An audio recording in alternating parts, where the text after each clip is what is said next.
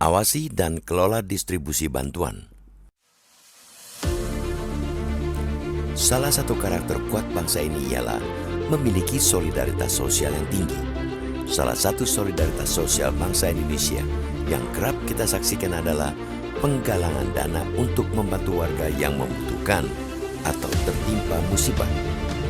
Tingginya solidaritas sosial bangsa itu tanpa memandang suku, agama, dan ras. Itu sejalan dengan nilai-nilai Pancasila, yakni Persatuan Indonesia dan sila kelima keadilan sosial bagi seluruh rakyat Indonesia. Beberapa contoh penggalangan dana yang pernah dilakukan masyarakat adalah saat terjadi gempa dan tsunami di Aceh 2004 dan Palu 2018 atau erupsi Gunung Merapi 2010. Penggalangan dana memperkuat solidaritas karena melibatkan partisipasi massal dari publik. Kehadiran sejumlah konten creator, media sosial membuat proses penggalangan dana menjadi lebih cepat. Dalam hitungan menit, miliaran rupiah bisa terkumpul. Gubernur Jawa Barat, Deddy Mulyadi yang juga seorang konten creator misalnya, berhasil menghimpun dana hingga 7 miliar rupiah dalam hitungan 5 menit. Lalu konten creator Ferry Irwandi yang berhasil mengumpulkan donasi lebih dari 10 miliar rupiah untuk membantu korban banjir di Sumatera dalam waktu 24 jam. Penggalangan dana tersebut melampaui target awal yang hanya 1 miliar rupiah.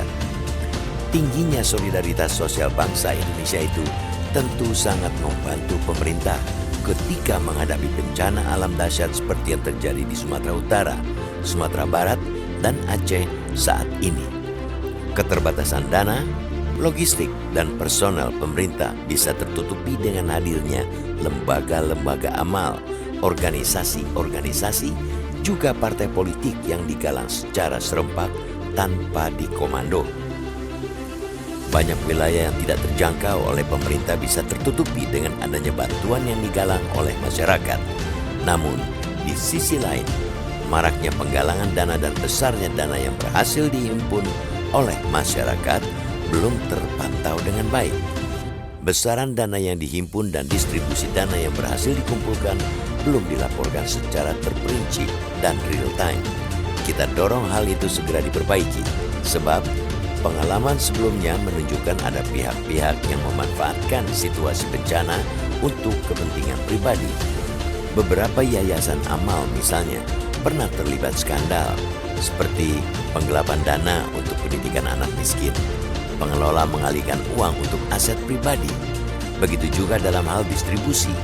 Distribusi dana dan logistik kerap tidak terkelola dengan baik, saling tumpang tindih.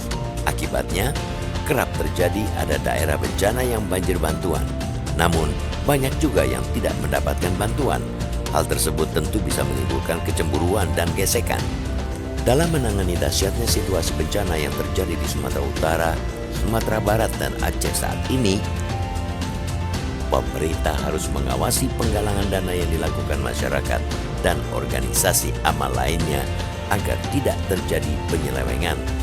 Untuk itu, pemerintah harus memiliki mekanisme pelaporan distribusi dana bantuan dan sistem data yang memuat mana wilayah yang telah menerima bantuan dan mana yang belum. Data tersebut harus akuntabel sehingga bisa dijadikan rujukan oleh pemerintah, kementerian, BUMN, serta lembaga dan organisasi amal yang akan memberikan bantuan. Dengan basis data yang kuat serta mekanisme pengelolaan yang transparan dan akuntabel, akan memastikan tiap bantuan itu termasuk anggaran bantuan pemerintah terdistribusi dengan efektif, adil, dan tanpa penyelewengan alias korupsi.